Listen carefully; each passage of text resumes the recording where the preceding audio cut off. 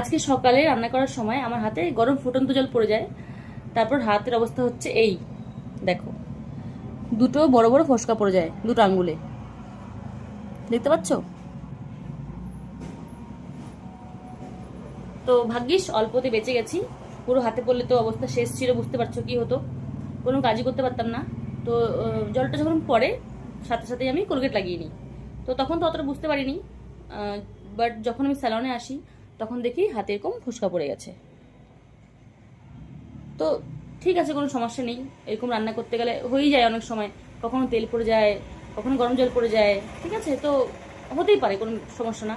But main যেটা problem হলো সেটা হলো এই যে দেখাচ্ছি, মেন প্রবলেম হলো এই যে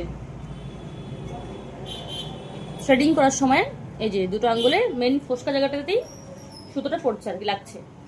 তো তখন প্রবলেম হচ্ছে, জ্বালা করছে, ব্যথা করছে, থ্রেডিং করতে পারছি না, বা যেগুলা পার্লারের আরো অন্যান্য কাজ আছে করতে পারছি না, একটু সমস্যা হচ্ছে করতে।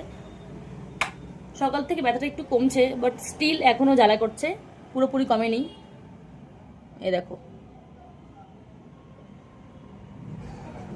জানি না কবে কমবে, বাট ঠিক আছে, কমে যাবে, কোনো ব্যাপার না, হয়ে যায় এরকম।